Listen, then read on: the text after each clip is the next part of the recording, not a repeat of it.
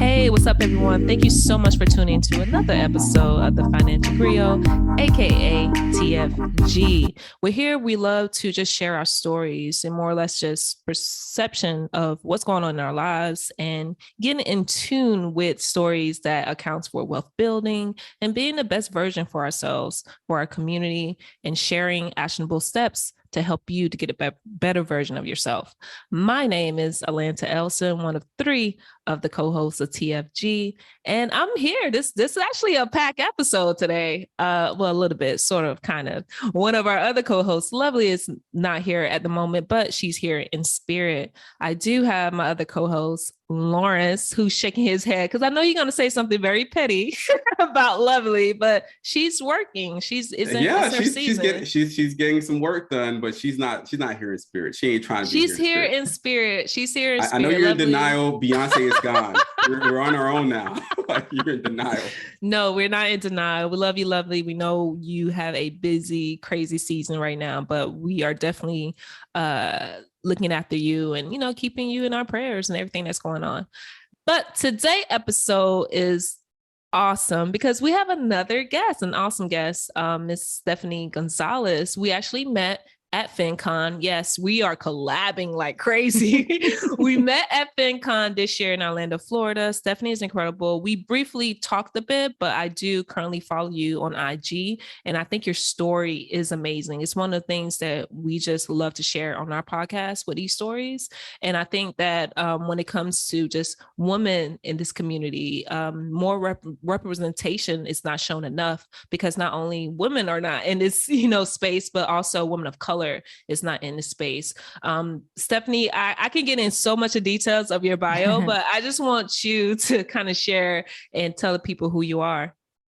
Thank you very much. It's a very generous welcome to the podcast. But yeah, so Stephanie Gonzales, I was born and raised in Texas, and I really didn't get out of Texas for the longest time. I mean, I think I started traveling internationally with my job. But I met my husband 11 years ago, and his mindset was really interesting to me. He essentially took a sabbatical right when I met him and moved to Europe.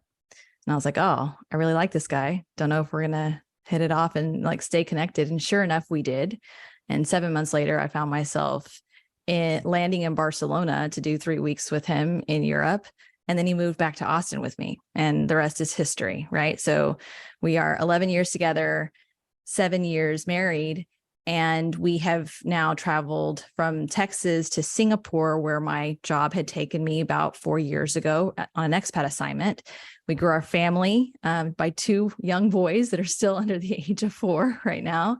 And I left my 15-year career back in April this past year because we had been pursuing FIRE, financial independence, retire early, and we are partial FIRE. So, one thing that I have been talking about a little bit more is that it's not an all or nothing concept. You can really make of this what you will and what you really want your life to look like and what you want it to be designed like.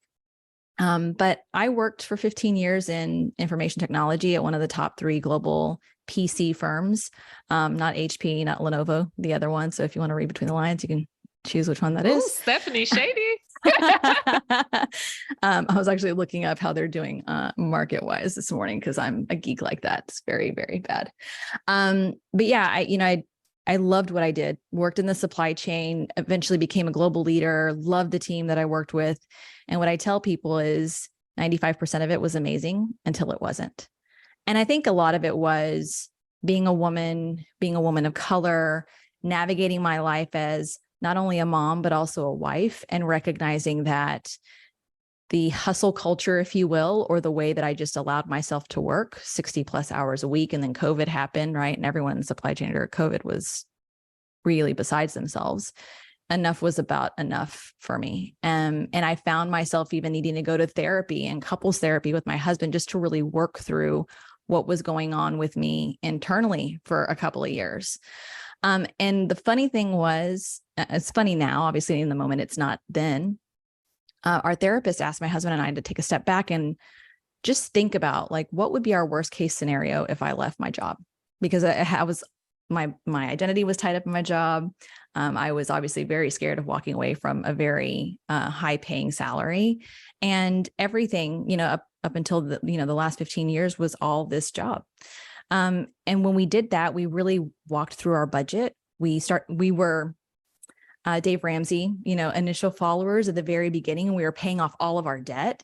And when we really put our financial plan together, and of course I love spreadsheet, I ran that spreadsheet about 50 times and recognized that, hey, in about 2, 3, 4 years, I could walk away from this career if I really wanted to, and like literally retire. And of course I started sharing my journey on Instagram, and I tell people, and I told, my boss, whenever I left, this was something that just grabbed my heart and it wouldn't let go. It was something that I felt like there was a tremendous opportunity to have conversations, to normalize the conversations around money, to normalize conversations that couples should be having about money, and to normalize the discussion that we as women in the workplace need to be having about money and what, a sound emergency fund looks like to allow us to have options to feel comfortable negotiating that salary and maybe getting a no, or taking that leap of faith and going to another job because we feel like it's the right thing for us, or taking a step back if we need to. So that's a long-winded way of saying, in an emotional way, how we've gotten to where we've gotten to. But we've dabbled in real estate. We're index fund investors. We're going to really start drilling into our dividend strategy soon. And, this is a place where you can constantly learn. And that was the reason why I stayed at my job for 15 years. I was constantly learning. I was constantly challenged. And now I'm doing the same thing here in this space, but I just get to make an impact on people's lives and meet people like you guys all over the world. So. What's that? Yeah, that's again, I told you guys, this will be an incredible story. You have an amazing story, how you pivot from the tech industry and decided to do financial literacy or financial education.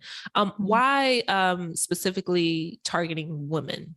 Is it because I know you touch on a lot of things when it comes to us not really being represented in the space, a lot of women of color not represented in space, but why not just a family structure? Why just only women? I'm curious.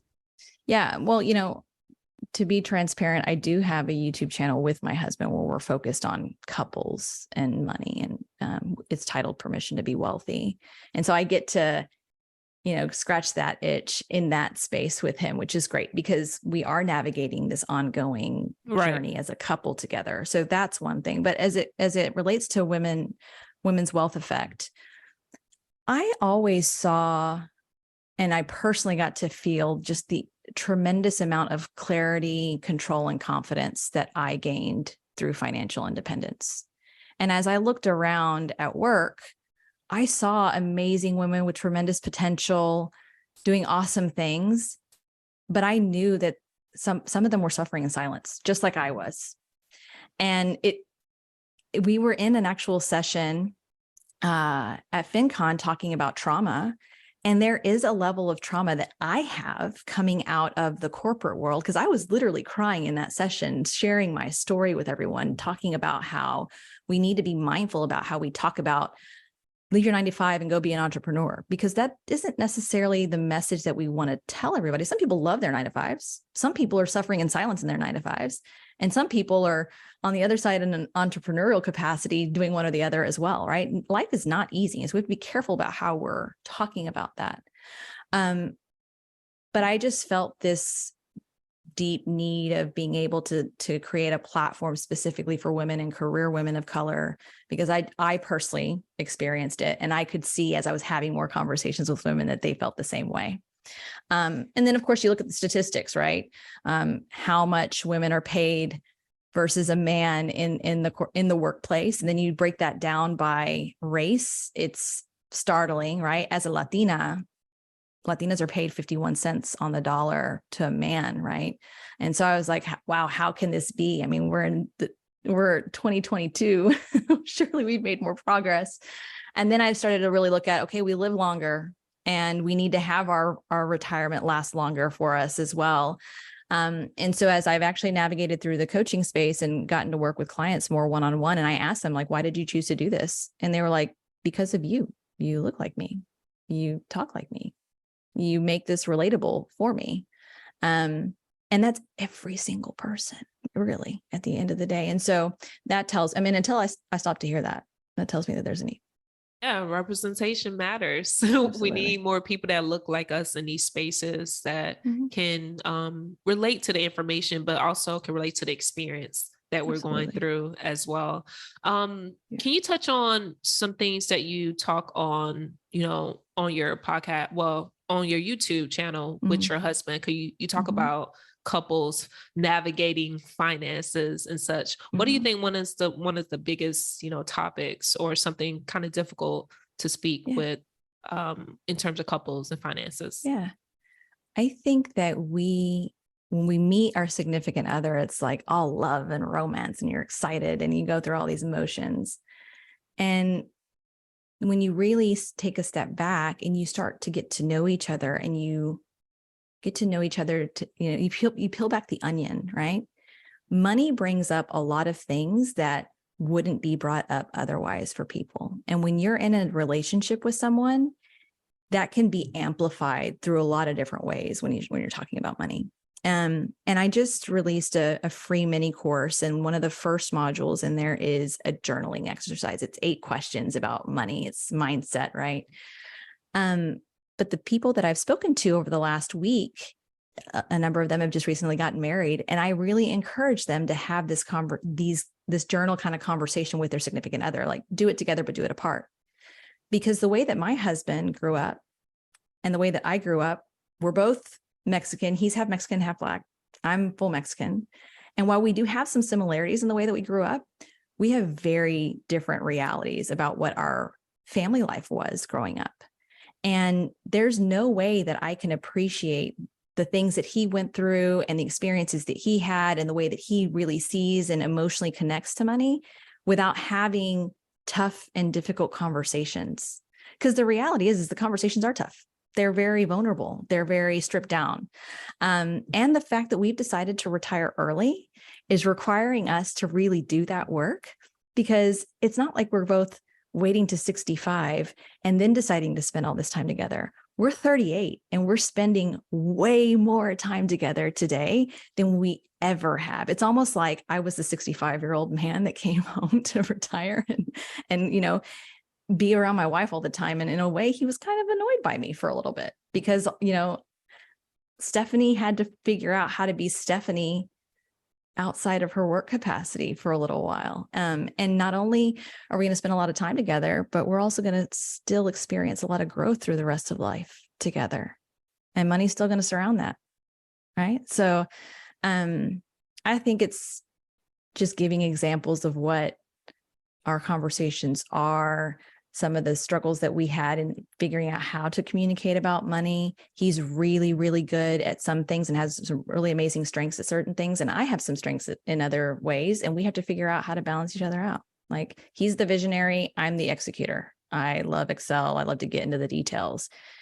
He wants to stay a little bit in the clouds with some of it. And that's okay, because he gets me thinking about things in different ways that I never would have. I mean, honestly, he was seeding me fire for a little over 5 years, and I didn't listen for the longest time until we really got into needing to talk about it. And so he always knew, I think, that this was the vision for some shape, form, or fashion in our lives.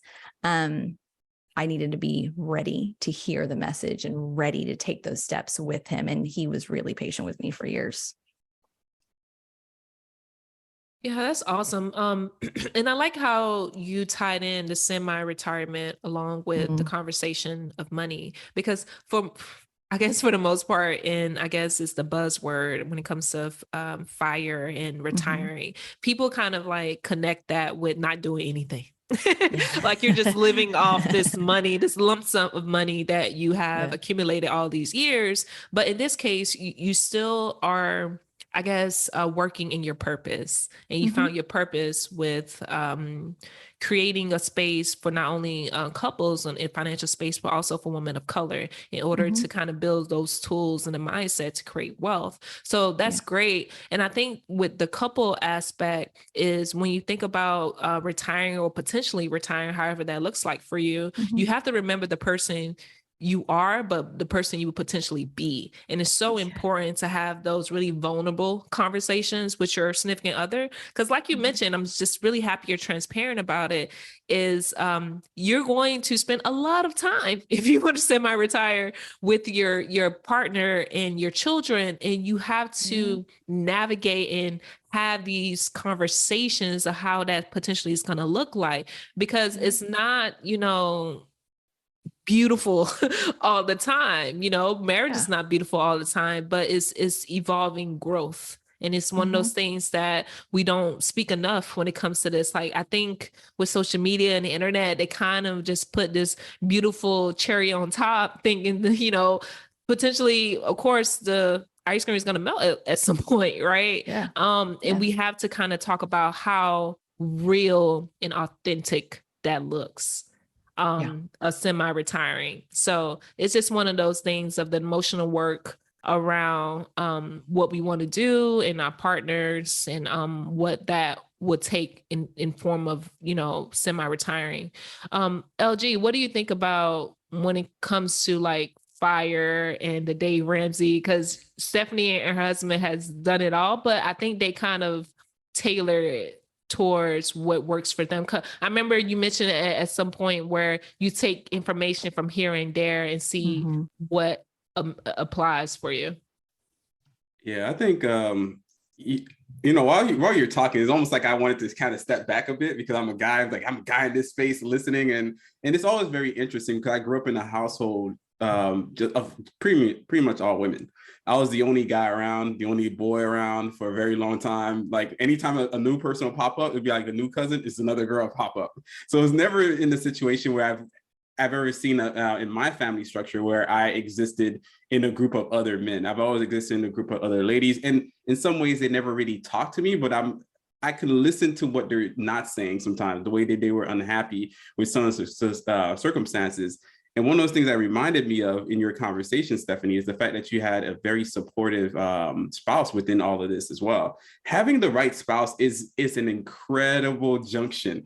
And I don't think it could be understated at any point that is probably the key to wealth itself. Because your story reminds me a bit as well as Andy Hill of the Marriage, Kids, and Money, where he's the one that's the financial one, right? And his wife is very supportive. So it's kind of like it's not just a woman or a man or a woman. It's just either side, either partner could take on these roles, and then you find something completely new. And that's something completely powerful, to my opinion. So yeah, I totally agree with you. And we were actually having this conversation last night at dinner. There have been multiple times when Joseph's having a conversation on the phone and he's like around a friend or a cousin or something, and he gets off the phone and they're like, "Oh, were you talking to your business partner?" Because my husband's been an entrepreneur for the last 7 years. And he's like, "No, that's my wife." And I'm like, "You talk to your wife like that?" He's like, "Yes, we are partners." And that's true in so many ways, right? He's now, like, in a way, my business coach, right? He's been doing this thing for 7 years and seen great success, but has lived all the ups and downs and still living a lot of the ups and downs of being an entrepreneur. And he's gracious enough to like stop his day and help me because he believes that much in what I do and the mission that I am setting out to drive and support. But we do have our days and our moments where we aren't seeing eye to eye, and we've had to figure out how to communicate so that we can get through those things. But yeah, finding the right partner. I see so many stories of, why things didn't work out for people. And I really thank my lucky stars that not only have we found each other, but that we're willing to do the work and understand that we have to give ourselves individual space to be our own individual selves, but also grow so that we can, continue to build this life together at the end of the day. Yeah, that's I guess that's the power of supportive partner, right? It can really change your entire trajectory of your life for the greater good or not so, better outcome, right? Can you explain to us, because you mentioned fire and you also mentioned semi-fire. Can you explain what's the difference? I know it's a lot of, terminologies floating around. Yeah. I mean, so if you want to call full fire, right? Full fire is you have this number that you need to get to accomplish the ability of being fully financially independent. You don't have to work. You can live off of those investments with 95% certainty or more in perpetuity, right? With this 4% withdrawal. A lot of different creators call partial, barista, Post fire. semi fire, right? It's being able to get to that number to maybe 50% or 75%, whatever it is, but it allows you to maybe step away from a job completely for a bit of time, or take a lower paying job that's maybe more aligned with your values and the passions that you really are excited about, or maybe one of you and not both of you, right, can step away, which for me, I stepped away. My husband is still generating income from his business, and we're continuing to invest to continue to get to our full fire number. And I'm hoping that I'll be able to build my business to continue to contribute to that as well. But I don't feel the pressure of having to like make money day one with Women's Wealth Effect, right? I really just want to do it right. I want to listen to my customers and my community, and I want to see what fits right, not only for them, but even for me to make this sustainable, right? And so there's that. And Coast Fire is you have invested enough to where you don't have to invest any longer to be able to reach your fire number at some point in time, whether that's 65, or maybe you've invested enough so that you don't have to invest anymore and you can retire at 50, right? We just happen to be at a point of partial fire at the age of 38, and our plan is to be at full fire by 40. That's in 2 more years. That's awesome. I know. Yeah. Right now, and with this market, right, it feels a little daunting to go, oh, are we going to be able to, meet that?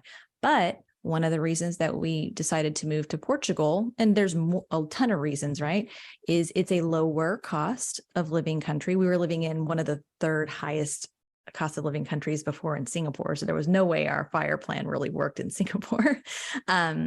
But it's a lower cost of living country compared to where we could have gone. And that's helping us also be able to make sure that we can continue to cut back on expenses, or at least live in a way that we want to, expense and spending wise, to continue to support our goals. Absolutely. In terms of working right now, you're in Portugal with your family. In terms of working, and he's an entrepreneur, you're an entrepreneur, you guys are building your businesses. What kind of concerns is it with the entire, the time difference, working remotely? What's that? Yeah. Well, it feels like a cakewalk right now for me, because I was up every night on, late night conference calls before in Singapore. Like when you work in Asia and headquarters is in the US, while it's great, and I had a team fully in Asia, I still had my boss and all of the executives to work with back at home. So now, really, my word this year and 2023 is probably going to be the same, is going to be balance and boundaries, because I know myself, I will work myself into the ground if I let myself. And that's not what this was all for. This was all for making sure that I could really enjoy life. I could spend time with my kids, that I could, wake up in the morning and feel refreshed and not feel so just drained that I just put myself on autopilot and kept going on the next day. So for me, I only take coaching calls in the afternoon between 1 and 4 o'clock, only Tuesday, Wednesday, and Thursday. Monday and Friday, I really block off to prioritize how I want to spend my time, whether it's things for the family or some very specific strategic things that I want to do for the business, but I am not on the phone on Monday and Friday. That's just what I've established from the beginning, because if I didn't, it would be a slippery slope. But I set my calendar for 10 a.m. to 4 p.m. Tuesdays through Thursdays, and I work through what I need to do. For my husband, it's been great because he's been able to get on calls more one-on-one with clients, real estate agents, and loan officers. So I think it's really been a good thing for him. While he was in Asia, though, he was able to build, a team of virtual assistants in the Philippines. So it was great from a proximity perspective. While we were in Asia, he used that as a great opportunity to scale his business. Like the amount that he has scaled and the amount that he has delegated, power to him, because I'm not a very good delegator. I like to do everything by myself, which is really, it's a development opportunity that I have. But yeah, I think there's the time element. There's also, we're meeting with a lot of tax professionals right now and trying to figure out, okay, our businesses are in the US. We are going to be on a residency visa here. What does that mean? There will be dual taxation for us because we'll have to pay US taxes and taxes here in Portugal. So it's all about making sure that we can be more knowledgeable instead of getting slapped in the face with the tax bill next year. And I got to navigate through like, what's the most optimal way to establish my business? Is it LLC? Is it something else? Because I've heard a lot of different things with other entrepreneurs here in Portugal. And so we've been using our network here as much as we possibly can to just get names of people that we can talk to. And it's just been a really great open community of I'm seeing people that are trying to do their thing. an increase of expats, primarily with a lot of Americans moving to Portugal. If I'm not mistaken, in MSNBC, I think, or CNBC, or one of those media outlets, it's like a great migration going on in Portugal right now. Yeah. Have you seen the expansion of that? I have, and they've taken it a step further. There's a digital nomad visa that Portugal has announced. It's actually open on Monday, the 31st of October. Let me look that up. Yeah, there's a certain income requirement associated to it. And from what I've heard, it's very similar to the D7. But yeah, I mean, I've met so many people. I mean, even that lived like down the road from Austin, Texas, that are here, that are now good friends of ours, right? That just happen to be here at the same time now. And we're like, wow. But people are moving here for a lot of different reasons. And they want to raise their families in a safe, they want to feel safe about where they're going to school, and the healthcare is great. There's a lot of culture, and they're inspired by getting out of their norm and doing something different together as a family, which, was a lot of the reason why we wanted to be here too. But you can feel it in the pricing of housing right now for sure, especially in places like Lisbon. While I would love to say that we're going to land here longer term, it's not part of our fire plan in terms of the, how much we want to pay for housing. But there's plenty of places in Portugal that are beautiful and have a lot of the same things that we're looking for. So we're excited about navigating that in the next year. That's interesting. For one, the first part I remember that you just discussed is the allure of entrepreneurship, and the idea that, at least from a social media perspective, everybody seems to have a great time, but yet there is real work that you have to do. And that work requires that you even set boundaries for yourself and set a schedule. A lot of people don't have that. And I guess the people that we've been talking to, you find out that, hey, they have some hard cutoff. Like I don't work on weekends. I don't work on Mondays. I don't work on this day. And it's interesting to see, because that's part of the struggle for a lot of people. When they do go on their own, they forget that you're now working for yourself, which I didn't like my boss. I still don't like my personal boss. I'm pretty sure I'd be a worse boss to myself. That's why I'm still working 9 to 5. On top of that, I wanted to see your perspective, or maybe I've been reading a lot about it. I've been reading a lot of contention because the pandemic kind of opened up the world. So you're now finding a lot of people moving to different countries and destabilizing their economy there and making it harder for the people that live locally. So at least right now, I personally want to go to Portugal. Like I want to live out there, or Brazil, one or the other, but I'm still kind of aware that that's probably going to become an issue. How does the local populace currently feel about this influx of expats or immigrants or immigrants? They're immigrants. Yeah. They're immigrants. Yeah, that's it. Immigrants. Yeah. They're immigrants. The same yeah. thing. They're the same thing. Yeah. It's call yourself an expat, call yourself an immigrant, but they're the same thing. You will talk to locals, especially if you're in a cab, right? And you can have a very open conversation. And I can imagine what it is like to be here and see, the cost of housing just skyrocket, and in a way feel like you're being displaced. I think at the same time, the Portuguese government is trying to figure out ways in which they can continue to grow and support and boost the economy here in Portugal. And I think while there's a lot of good intention, there are growing pains associated to it, right? Like in some cases, people may be coming here to live here and just not spend any money here, right? They don't spend a lot of time here, right? And that's not the ideal, right? If you want to go and drive all these programs for people to move here, you certainly want them to continue to spend and invest in the country, right?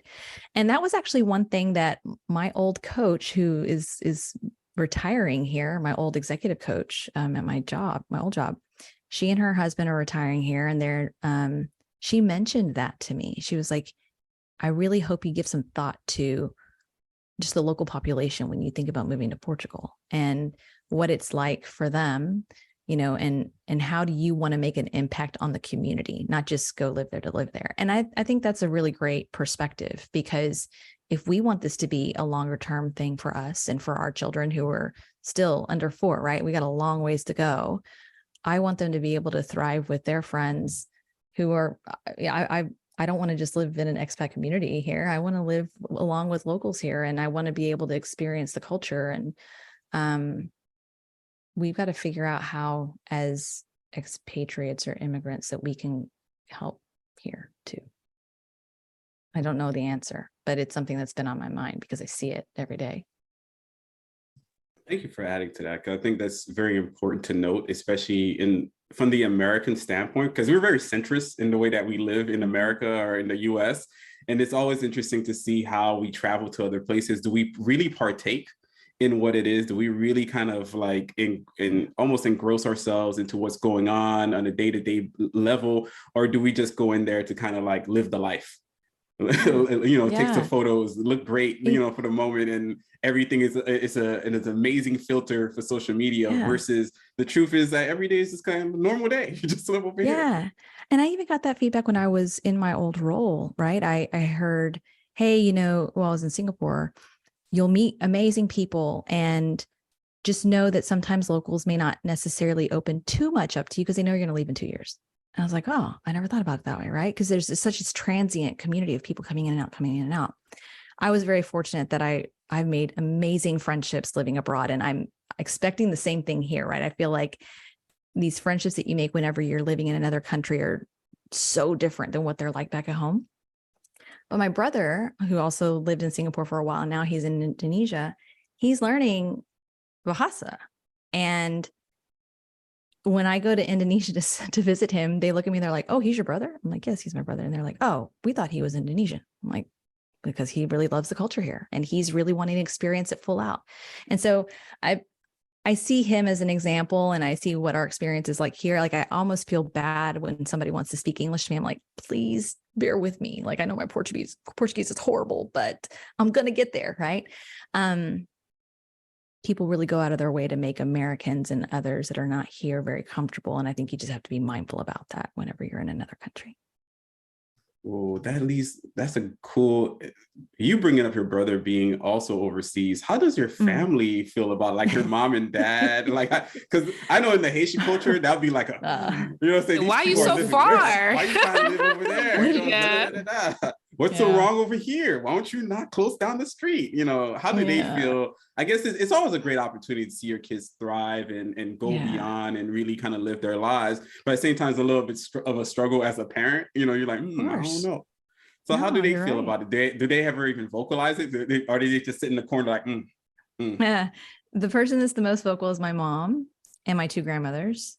My mom, when she found out we were moving to Singapore, and at the time we were like telling her, hey, we're going to get ready to start growing a family. And she's like, what? You're going to now take my future grandchildren to another country? Like, what what? And I remember it being very shocking to me that was her reaction, because if there was anyone that really instilled a lot of the independence and values I have as a woman in myself, it was my mother. And then, of course, a couple months later, she comes around and she's like, I know that this is everything I wished for you. So, like, awesome. I can't wait to come see you. Of course, COVID happened and she was never able to come see us. But, I think there's the emotional initial reaction. But for my family, there's also this like pride that, wow, our kids are doing these things. Now, COVID made it harder. And I think that was one thing that I saw with our experience in Singapore. A lot of people left back home because COVID made it harder for people to go back and see their families, right? So when you're in another country and you can just go home whenever you need to go see whoever or be there for a family event and whatnot, it's just so much easier to travel these days. But with the restrictions that happened, it was very hard. And we had our second kid during COVID. And he still hasn't been back to the US. None of my family back at home, besides my mom and my brother, have met him. So, everyone's asking when we're coming back. We're hoping to come back early next year after we get our residency. But it's there's an initial emotional reaction, but everybody's happy now. A lot of FaceTime. A lot of FaceTime with all the family members. Go ahead, Lana, with your question. Out here typing, because I'm not going to steal your question like you steal my questions, but it's okay. Steal all questions. You're sharing it, so I'm stealing your question if I'm talking. No, when I was reading your bio as well, it did tune to me that you paid off $420,000. Let me repeat that: $420,000 $100,000 of debt. And you mentioned about 2021 during the pandemic, a year later, you became a millionaire. Can you just talk about that? Like An what insane was amount of money. Like as that's an an accountant, insane taxation, amount of like money. the numbers are like rolling in. I'm like, that's a I hard had to number. work through I had to like work through the numbers like 3 or 4 times Wow. just to be like, wait. Yeah. So the big piece on the 420 is we paid off our house. Right. Like, so okay. while I think a lot of us look at the debt piece outside of the mortgage, right? Because there's still so much debt, school loans and all these things. That 420 included our home. And that was a really big helper in the sense that, and you know, again, kudos to Dave Ramsey and the perspective that he has in the paying off debt piece. But the challenge I had with it, looking back at it all, was like, well, should we have made that decision? Because at the time we could have actually invested that money versus just paying off the house. So, you know, hindsight is whatever it is. But the big piece around that was the house. But lo and behold, like at the very beginning of all this, I was a big saver. Like I was just saving. I saved along with my husband after we had gotten married. I told him, I was like, I just wanted to see that savings account get to 500,000. And then I was going to feel comfortable in my head. Like, but we weren't investing at the time. Like I thought having $500,000 in a savings account was okay. And once I realized that that's not okay, then we were figuring out, okay, how do we deploy that? $500,000 in a savings account? That's insane. Yeah. As a goal to somebody to have, I'm like, how do you have that I goal? wonder what in particular that number, like 500,000, was it just being in a bank savings account? Yeah, I wanna see that. it was it just like, for me, I'm a visual person, so I need to see a certain amount, you know? Yeah. So for me, it's just like, okay, I'm gonna hit this amount. What in regards to that number that you had to save? I just felt like I would be safe with at least that much. Like if anything happened, we were going to be okay, especially that mortgage, right? Yeah. Like I could cover that mortgage. I think that was one of the things. But then of course, as I learned more about investing and everything, I was like, this is not the right thing to do. We got to figure out something else. Yeah. But you know, over my 15 years, I did 9x my salary. And that, by the way, was before the other non-monetary benefits that I had in Singapore. So one example, when I told my husband that I had the opportunity to move to Singapore, he was like, let me think about how much we pay in our mortgage and how much we're actually not going to have to pay and what that's going to save us over the course of like 2 years, like a 2-year contract. And it was $72,000. He was like, yes, let's move. Like we're going to be able to like save $72K by moving for this other job on top of what you're going to get paid. Great. And so we really took advantage of everything. We took advantage of the fact that we had free housing. We took advantage of the fact that our healthcare option there was incredibly generous, like paid for everything. So I had my 2 kids in one of the most expensive healthcare systems fully covered. Their hospital system is like a hotel. I don't know how we do what we do in the US. Like we've got to figure out a better system there. But yeah, I think while we could have been in Singapore living the life and just like spending all of our money and traveling and doing all these things, well, which we wanted to travel, but COVID didn't allow that. We really took advantage of the opportunity that we were kind of stuck and just saved and invested everything that we possibly could because we should have been.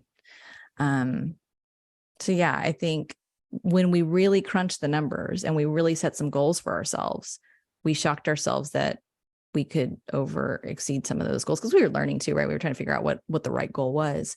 But the fact that we were essentially living off of my income and everything my husband was making, plus everything else that I had left over was going towards saving and investing, it snowballed pretty quick. I wonder, in terms of just paying it off, I know you and your husband just really aggressively paid off the mortgage and the home. Was it the moment where just like, it was a moment of relief, or do you feel like you still have more work to do? Because you mentioned about that you guys are constantly making goals for yourself, right? Was it like a sign of relief? Because that's a lot of money. Yeah. That's a lot. It was definitely, I can understand people's perspective when they say like, there is a lot of relief in not having to pay any debt, like, and to be able to see like where your money can really go. It's very powerful once you don't have to pay someone else, like, and you're just putting all that in a taxable brokerage and like maxing out all your other accounts.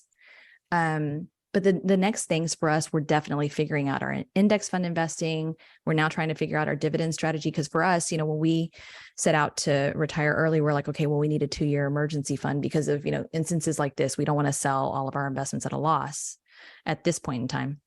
But we're like, but how do you refill your emergency fund if you need to, in the event of a recession in the future? And we're like, well, maybe we should think about a dividend investing strategy as well, so that we can cash flow back into our emergency fund if we ever had to use it in the future, right?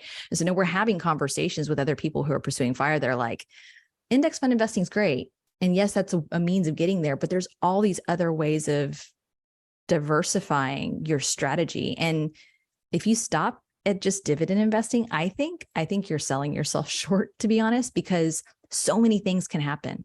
And I grew up in a world of sales and operations planning where you like had a plan A, plan B, plan C, and like all these other contingency plans.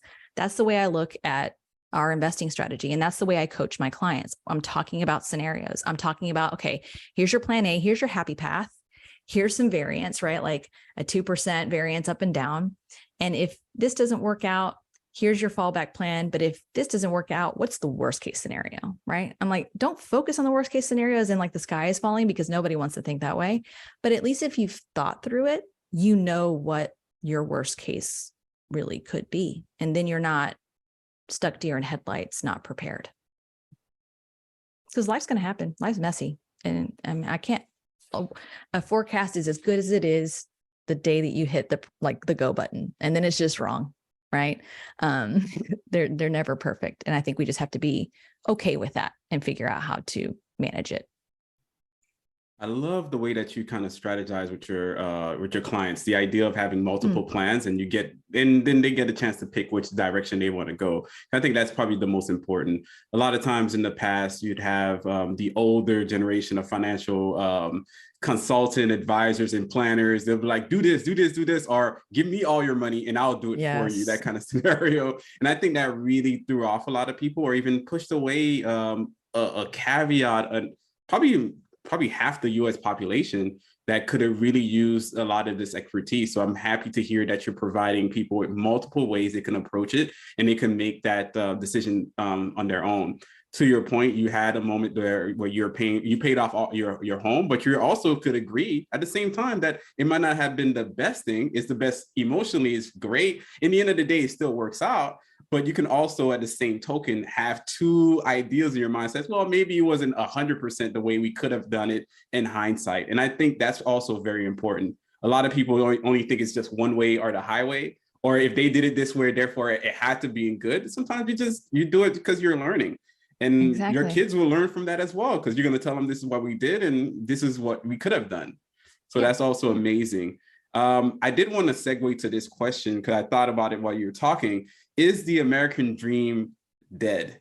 Because I see it all the time. I see it in the news. You know, there's always, and then you see the comments, because it's not just like you post it, there's the comments and people are like, yeah, it's dead. I'll never get anything. And is the new dream international? Because it seems like everybody that I know that's becoming financially independent, they're moving away. Is that the new dream? What do you think? Yeah, it's a really interesting one. I think that there's still a lot of great things great opportunities that the US gives you, access to certain things that you may not have access to in other countries. And I think I'm very fortunate to have grown up in the area that I was. I just think that as Americans, we sometimes think that it's just, we are all what it is. We're it. That's solid. Yeah. And when we moved that we were probably not going to move back. Why? Because I just love learning about other cultures and other people and food and all of that stuff. And I just felt like, I just know we're going to come alive. And we did, because that's what the world is.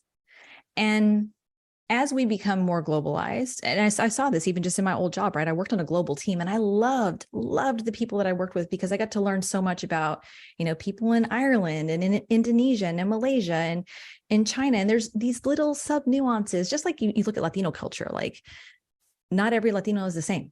Like somebody that's Puerto Rican, from a Dominican, from a Mexican is so very different. Same thing. Chinese versus Malaysian versus Singaporean versus Indian, like so many different things. And I think that as more Americans become open to this idea of getting out of our own bubble, it's very natural then to want to go do other things because there's so much out in the world outside of just America. It's not a bad thing. It's just reality.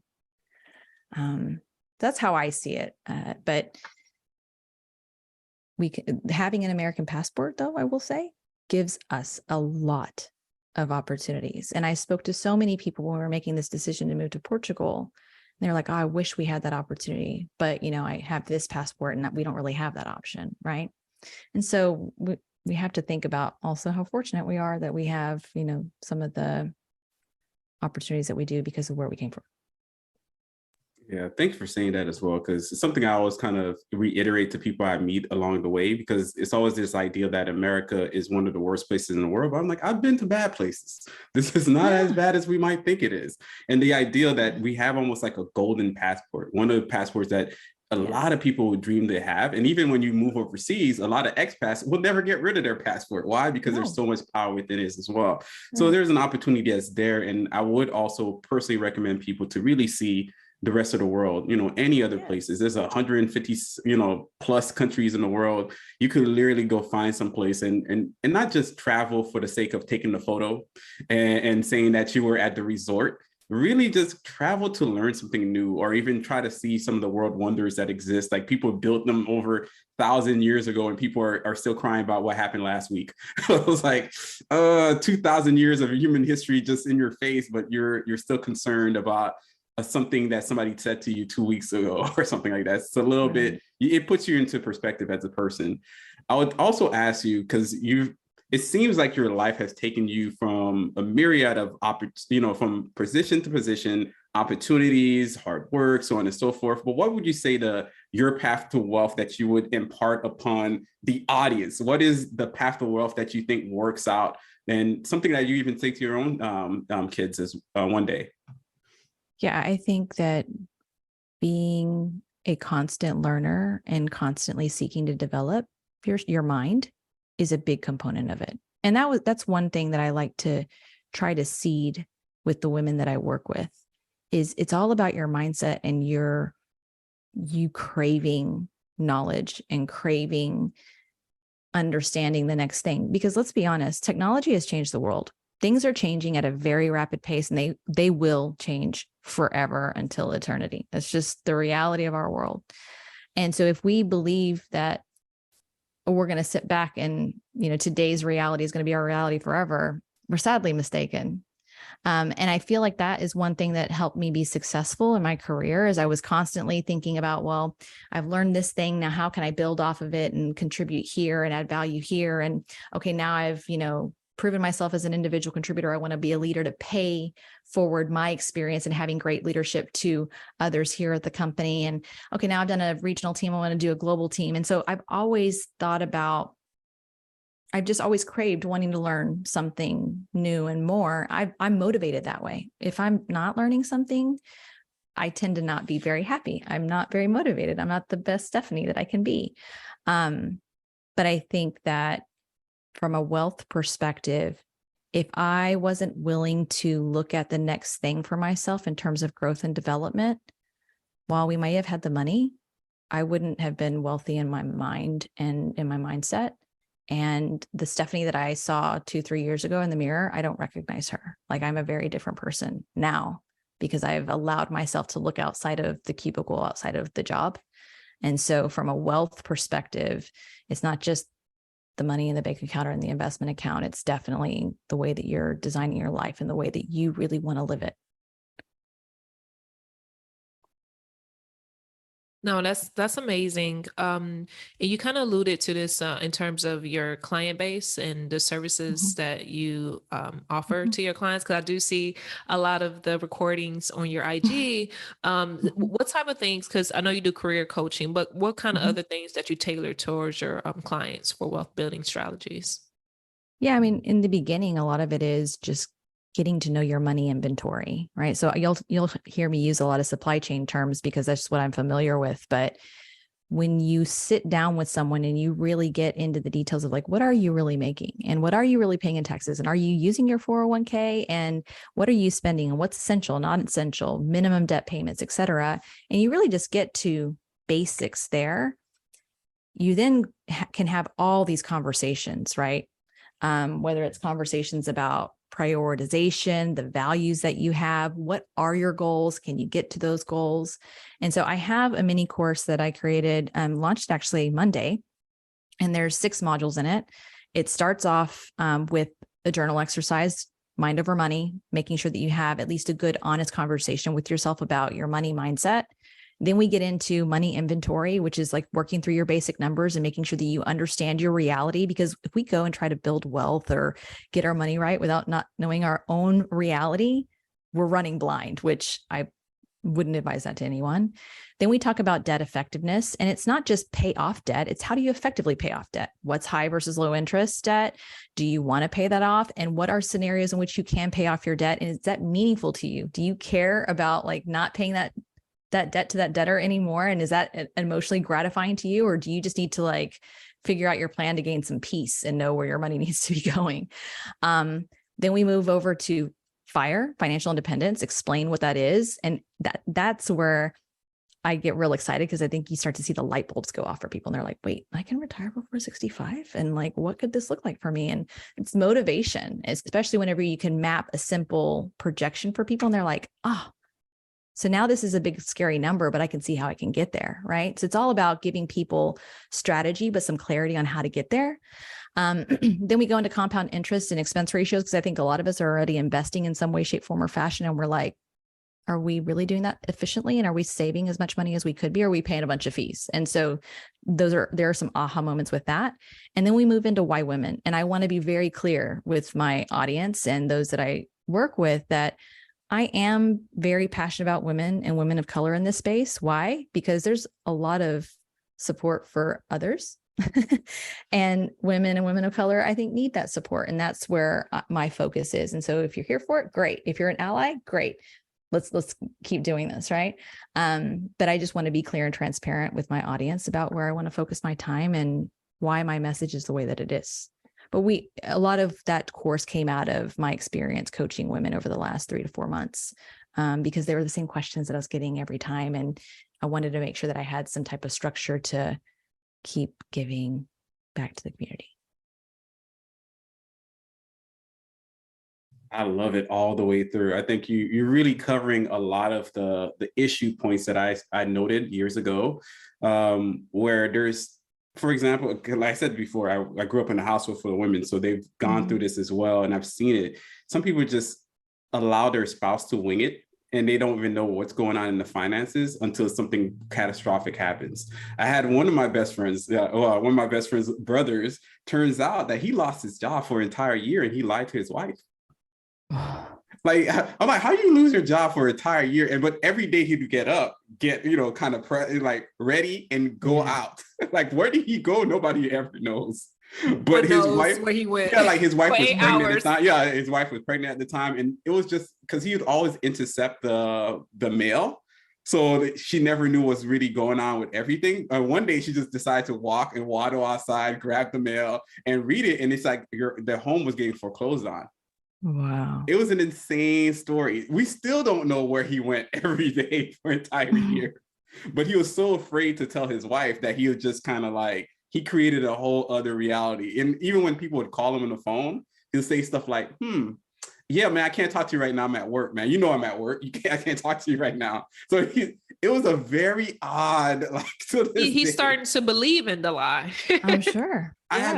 We still don't know where he went. So it's very scary. And I think it would be even more terrifying for his spouse, or even any spouse, if you just don't know what's going on. If anything would happen to your spouse, do you know what who do you pay for the electric bill? Who do you pay for the gas, the water, the mortgage? How much is the mortgage? How much is not? You need to get a lot more active within that space with your own personal finance, instead of just delegating that out as if it doesn't really matter. Yeah, you don't necessarily want to know all the minutia, but you definitely need to have an overview. So I love what you're doing. It's spreading the message and really encouraging and empowering people to see that there's light outside of this, that they can actually take dominion or control and really understand that. In my opinion, the way you mentioned money inventory, it reminds me of cash flow. I think cash flow is king, not cash. It's cash flow. The idea that you know how much money is coming in and how much money is going out. And when you're empowered to that information, you now get the chance to decide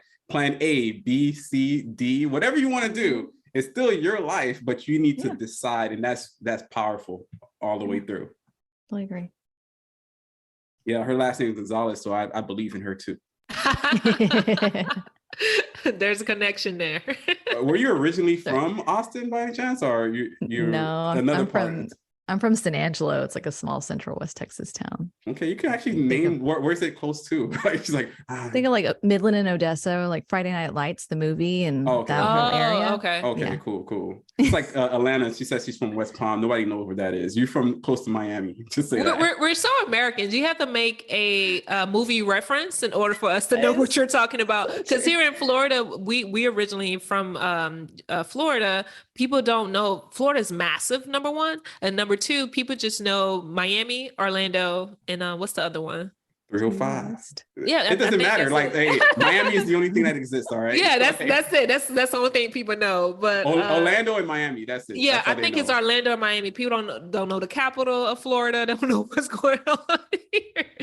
But thank you again, Stephanie, for coming on our podcast. This was an incredible episode, and just your journey, your trajectory, and changing your mindset, providing services to women and couples to help them and strategize on the different options that they can create for themselves. Because you mentioned about creating the life that you want. And I think that's very powerful because we don't think that we can create the life that we want. We think that there's so many obstacles in our way, or we look at the first thing that happened is just massive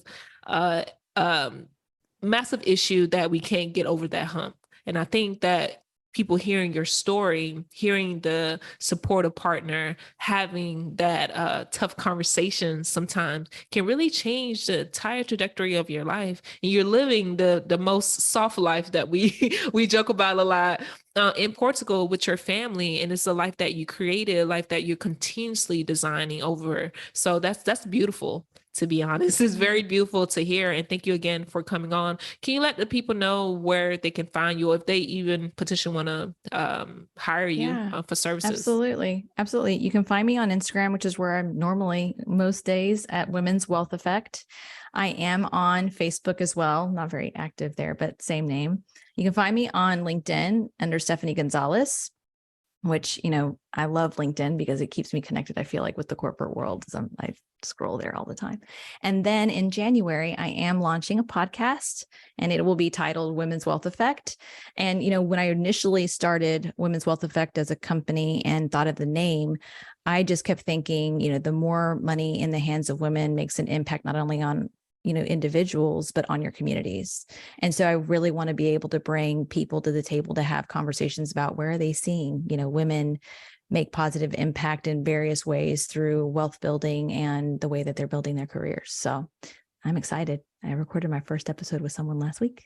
Yay! Women's Wealth Effect, WWE. That's what I know. I was like, I don't think I can use that. No, I can't wait. I want to say this though, but as far as a couple, and it's just one of the breakthroughs that I had recently with my wife. I'm like, you know what? Marriage is easy. I think it's actually fairly easy. You find somebody you love, and every day is just kind of like a good time. There's nothing really terribly difficult about it. I think doing the self-work, whatever that's the challenging part. When we uncover those things, when you get into this long conversation with your spouse, a real conversation, and then you uncover a piece about yourself, about your own trauma in the past, or your own insecurities, your own confidence issues. And that's the hard part. I think a lot of people don't know that's not the love part. That's just love is love. Love is a simple, concept. You just love a person. That's fine. Love is always eternal. That's just what it is. But that self-work that you need to do to really challenge and change yourself, it threw me off. It's like, and that moment that you go into that self-work thinking you're going to go fix your significant other, watch out, because you're going to be fixing yourself. I tell you that it happens that way every single time. So that's exactly what happened. I forget what it was, but I was like, wow, that's exactly why I'm like this. So I was like, I need to, whoa, this is where my trauma comes from. I think that's the funny part. So definitely I would encourage anybody, if you have a significant other, really have real conversation with them, open up. It's going to be difficult. And for the person, because I tend to be the one that talks more than my wife, because she's more introverted. For that person, allow them the time and space to open up, because my wife needed a good like an hour and a half before we fell asleep, before she started talking. There was a lot of moments of pause. I'm like, are you awake? Are you awake? Yeah. So we definitely will be closing out this episode. My name is Lawrence Delvo Gonzales. I am the husbando of the Neighborhood Finance Guy. You can find me on Instagram and the IG, because I love to post. And I have a lot of activity there, so it's really cool. But I'm only one of 3 of the co-hosts, and the other one is Beyonce. She's not here. She's working on her solo project. And Michelle, aka Atlanta, she believes that she's gonna be back, but she's gonna drop a solo album. She's gonna leave us. It's all good. I can't with you with Lovely. We love you, Lovely. Thank you guys once again for tuning into an incredible episode of the Financial Griot, TFG. You can find me on IG streets as well as YouTube under Atlanta, ALAINTA. Everything will be under the episode notes, and you can find everyone here on the IG street as well. Thank you again for tuning in. TFG, we're out. Thank you for listening to the Financial Griot podcast, powered by the Wealth Builders Collective.